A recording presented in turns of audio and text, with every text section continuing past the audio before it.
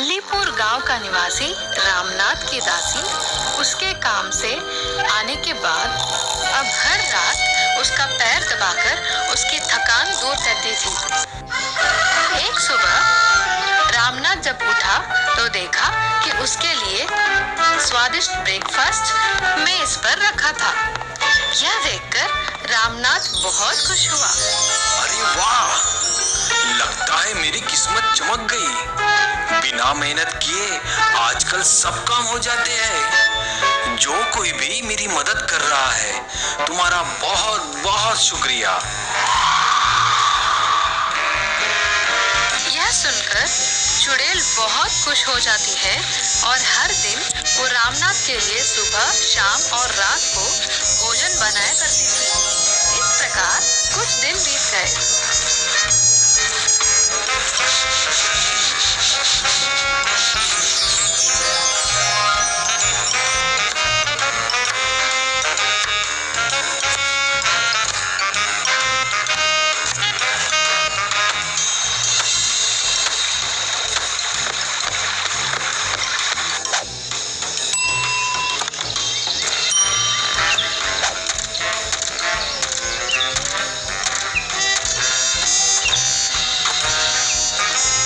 अचानक एक दिन रामनाथ को एक आइडिया आया और खुद से सोचा, मैं खेती शुरू करूंगा और अपने खेत में तरबूज उगाऊंगा।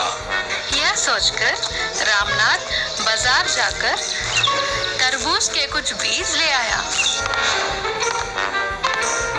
घर लौटने के बाद वह उस बीज को मेज पर रखकर सोने चला गया।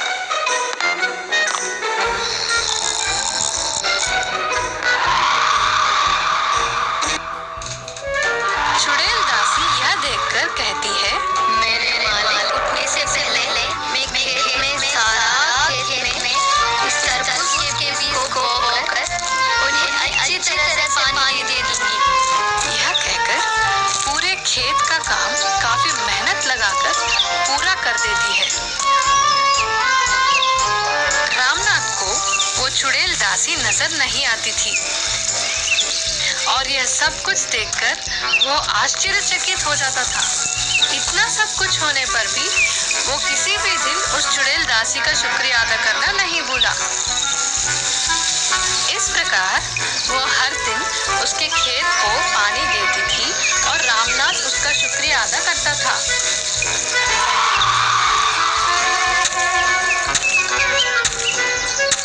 कुछ दिन बीत गए और अब खेत में तरबूज के पौधे उगने लगे। तरबूज काटने का समय आ गया और रामनाथ खुद से बोला, अब समय आ गया है। तरबूज काफी स्वादिष्ट और तैयार है। कल सुबह मैं इन तरबूजों को काट कर बाजार में बेच आऊंगा। यह कहकर उसके खेत से चला जाता है। चुड़ैल दासी यह सुनकर वह उस रात पूरे खेत का फसल काट तरबूजों को एक जगह डाल देती है।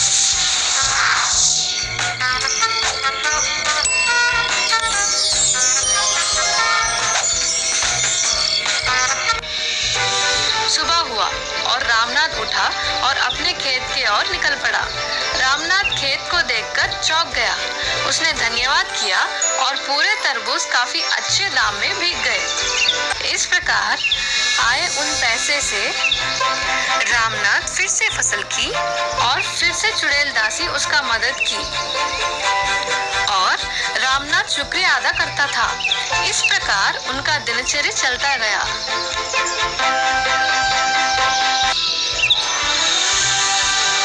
देखते देखते रामनाथ काफी अमीर होने लगा।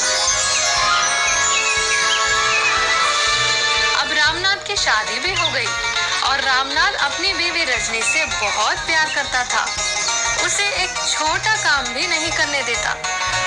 उसकी बीवी को रानी की तरह देखने लगा। दोनों काफी खुश थे एक दूसरों से। रामनाथ अमीर होने के कारण गांव में अच्छे काम वालों को अपने घर के अन्य कामकाज के लिए रख दिया, खाना पकाने से लेकर खेती के काम तक।